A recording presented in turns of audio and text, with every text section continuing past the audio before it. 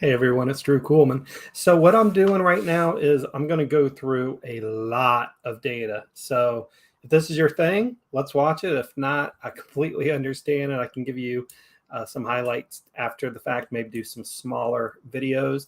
I'm a data guy, so I want as much real data. First off, this is not the Fox data, a CNN data that is there to skew you on what you're supposed to believe. Keeping Current Matters provides some really good data to realtors. It's a pretty expensive service, but they do a good job. And this is my homework. So what I'm doing is it's late on a Sunday. I'm getting ready for the week. I'm going to go through the latest report, 70 slides. I'm not going to just pound a slide forever. We're going to go fast.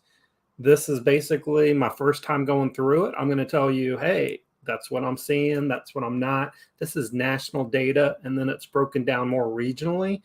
Still, Columbia may be different than some of these. So if you see me writing, what I'm doing is I'm probably writing a slide and going to do some research on our local market and maybe do a video later on, okay, they say the number is this. What is it in Columbia? How are we comparing? So you do the same. If you see a slide you really like, write it down, text me. I can get you more information. But anyways, let's go ahead and get going. So let's go ahead and start. And by the way, it's almost 8 on a Sunday. I've been at the pool today. It was a busy week last week. So hope you don't mind, but you may see me just sip my beer a little bit. This is just, my evening routine. I'm just going to relax, get some major information in, and join me for the ride if you desire. Let's get going. Okay, so they're starting off why we're not headed for a housing bubble. So, and what I do like about these stats is they do have different categories, but let's go ahead and just see what they're saying. Okay, price appreciation. Now, I agree the appreciation's been crazy. That's why a lot of people think we are in a bubble. So that hasn't proved it yet. Forbearances. So basically forbearances are when people got behind on COVID, there was different programs involved. And you can see right now that not many people are still in forbearance. And the forbearance plan, shockingly for some people, was extremely good. I couldn't believe it. I was very hesitant, but they had one program where if you got behind because of COVID, you could not make your payments. Then when you're ready to start making payments again, you would just continue making your old payments. And the amount that you didn't pay got wrapped onto the end. But this is the part that surprised me, as a second lien that did not accrue interest. So this is crazy. You wouldn't hear me say it publicly, but a brilliant person could have put all that money that if they went on a forbearance, let's say they saved $1,000 a month and did it for 6 months, right? They could have done it, I think, up to a year. But let's just say 6 months at $6,000. Let's say they actually did it for 10 months, $10,000 lien was going to be put on their property. That sounds bad, but if you would have done that where it accrues no interest and then apply that $10,000 straight to principal, you would save so much money. It would be ridiculous. It actually would have probably cut, I don't know how many years off of the mortgage. So most people wouldn't have done that. Most people wouldn't have thought of that, but that's just, again, I'm a data guy. I'm a financial guy. I tend to get a little too creative sometimes, but some of my clients certainly don't think so. Okay, let's keep looking on loan upon exiting forbearance program. Let's see.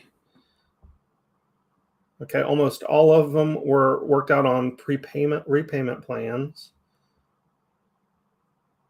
So I'm not seeing what I was just sharing about on which category that is.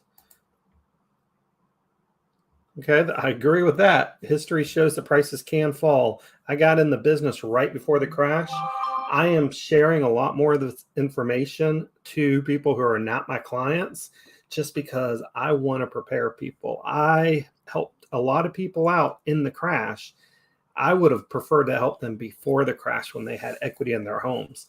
So that's what I want to do this year is I really want to get ahead. There's going to be changes. We know that. We don't fully know what those changes are going to be. But what we do know is if we stay in charge of the data, it's going to give us a better chance of being ahead of the curve.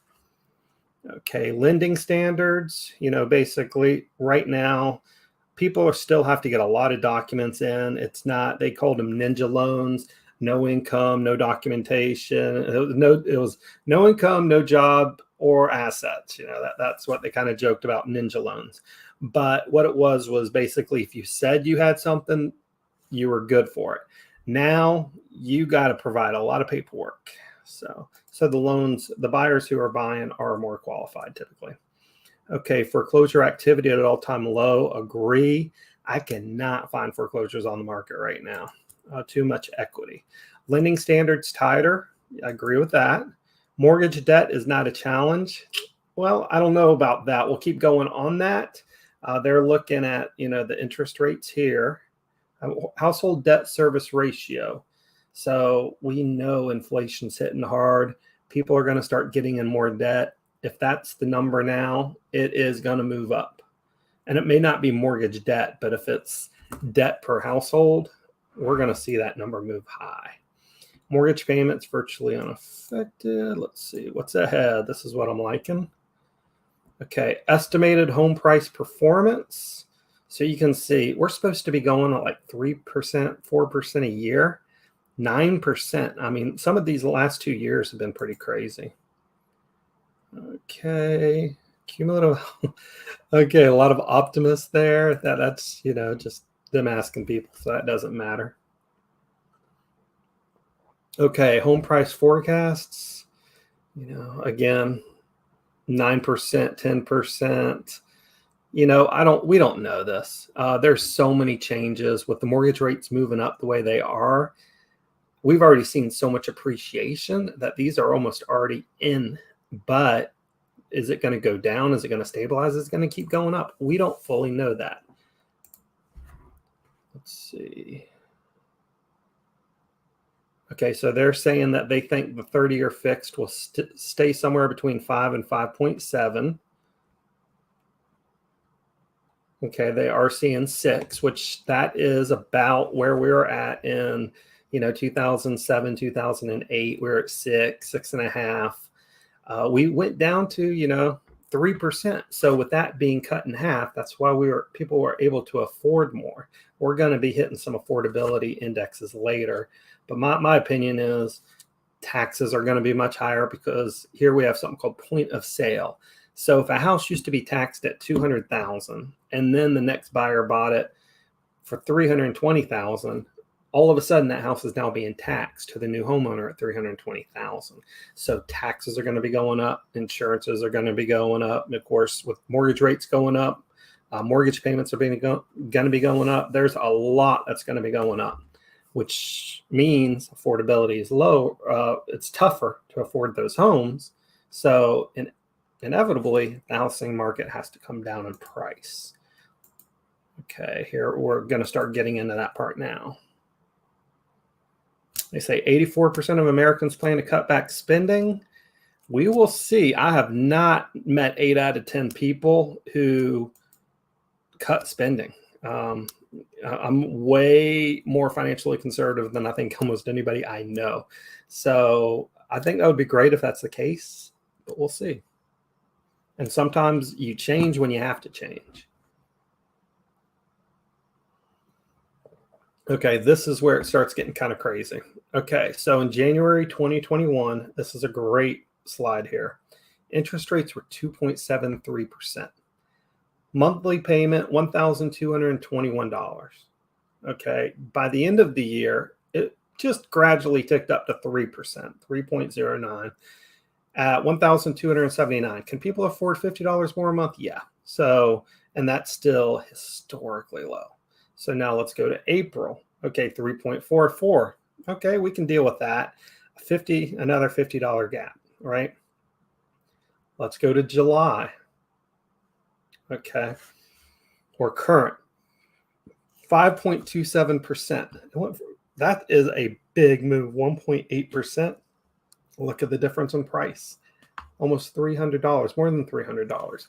300 times 12 times 30. I mean, that, Let me run with my calculator. It's getting later, so I'm not going to do it like I am at the poker table. Okay, $300 times 12 months times 30 years.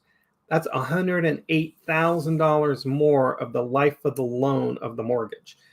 So for that $300,000, you now are what you would have done plus $108,000. That's a lot of money, guys. So, and as you can see, if interest rates go from 5.2 to 6.5, right now they're saying 5.5, with the Fed saying they're going to be raising half points, that to me seems like a very low number. Okay. But we'll see what happens. They don't, eventually at some point, they're going to not want that number to move up too much, because if the housing market crashes, the economy crashes. Okay. Average consumer spending an additional $429 a month besides shelter. So does that sound right to you? I'd say yes. It's probably still low. They may not have the gas prices in there the way it's moved up still lately. Okay.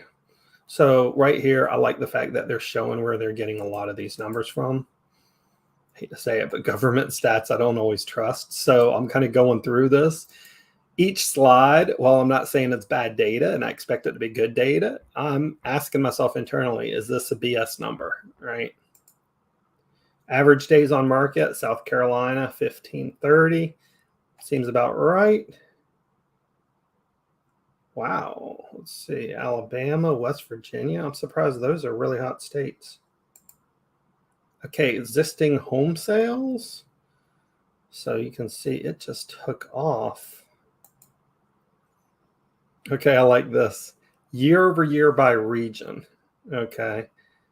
Northeast is getting crushed, which that surprises me because they have to sell in order to move here. And there's a lot of people moving from New Jersey, New York, Ohio.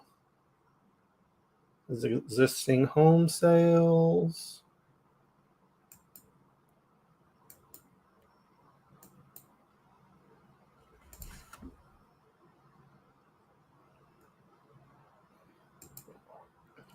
And what you're going to start seeing is when they break things into categories, of course, with the price appreciation, it moves a lot into the next price category tier. So like the $250,000 range used to be the $180,000, so now the 300 used to be the 200. So now that 3 to 500 is getting a lot more action than it used to, so, okay, new home selling fast. Now, I'll tell you this, median months from completion to sold, that should be a lot higher, in my opinion. I mean, they're not getting trusses in. They can't get refrigerators in. There's a lot of problems still with the supply chain.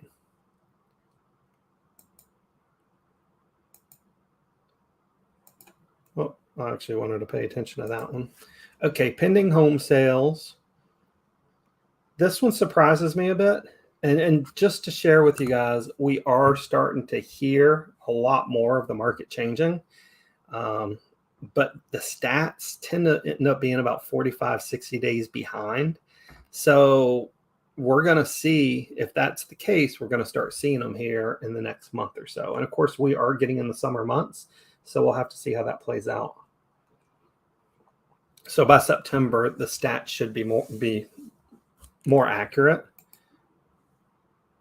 Yeah, no distressed properties right now. And if they are, I mean, right now there's so many real estate investment trusts called REITs. Basically, you're hearing all these stories of corporations buying homes. Well, that hasn't just been this year. That's been about 5 years now. And the thing is they don't release them back on the market typically. And that's another reason the supply has really shrunk. And no one talks about that. Okay, sales price of existing homes, 21.2%. That is an insane number, people. To me, if they're saying there's no housing crash, 21%, you get a lot of leverage when you buy a home. So that is going to create a lot of wealth for people. I just hope that they use it correctly, because anything that goes up can come back down. And I'm not saying it's going to come back down. I actually don't know. And I say that because I see inflation continuing. I hear a lot on financial news about that they think it has peaked. And after it peaks, probably in a year or so, I do believe we were going to hit a hyperinflation, and then we're going to hit more deflation, which at that point, that would obviously mean the housing market's gone down. But we've seen crypto go down heavily. We've seen the stock market go down heavily. All of a sudden, the next thing will eventually have to get into the real estate sector. Okay, price change and percentage change in sales. So like this one here is that stat I was kind of telling you about. There's 28% fewer sales between 100 and 250,000. That is the bread and butter price. But do I believe that stat? Probably, because they've gotten pushed into 260, 270. So it doesn't mean that the houses that used to be worth 200,000 aren't selling. That's the opposite. They've become so desirable, they move to a new price point. Yeah, I mean, you can just see that's not sustainable. We shouldn't be, I can't, move my mouse that high. We should not see another 20% gain. If so, we're in trouble. And I say that because I've lived through it, but, I'm a financial geek, so I've heard a lot of stories. Housing inventory, here we go. Okay, I don't understand why they're saying stable. I would think still strong, but let's see what other slides are telling us. Like here, months of inventory for sale. When you have that limited supply, how can you not say it's extremely strong for the seller? That has caused a problem. It was around, I think it was probably somewhere around here. I started doing, well, it was when COVID just began. I started doing market research once a week. And I remember reporting these numbers and saying, I don't get it. There's no way this can happen. This just doesn't make sense. It cannot be sustainable. And I was like, if this continues, the housing prices would just go through the roof. Well, that's kind of what happened. And I didn't trust my judgment that the houses would go through the roof. I just thought somehow it would quickly change, and it never did. Months inventory of homes. Again, when I got in the market, it was something like, the standard was, I think, 9 months of inventory at least. I think that may have been where it started. I think it may have gotten over 12 months of inventory, and now we're sitting at 2.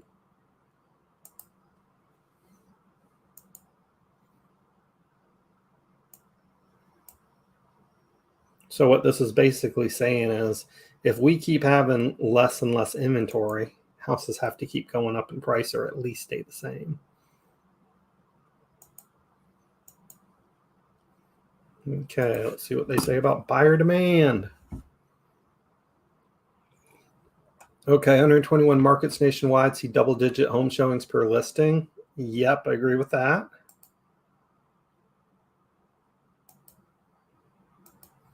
Mortgage rates. See, look at this, guys. Went from 3% into bling. But that's a lot, guys. That's almost double. And we're not talking about paying twice as much for the house at the end of the day, which people don't even think that way. I mean, it's probably more like triple. If you ever go through those amortization schedules, it is amazing how much interest you pay. Okay, so again, I'm cautious on listening to what they're saying. What we do know is it's moved up fast. If the Fed keeps raising interest rates, if the 10-year Treasury bill goes up, 30-year mortgages are going to go up for the most part. But yeah, I mean, it has just moved up. So could it move down? Maybe, but we got to figure we're looking at the 5s for a while, if not higher.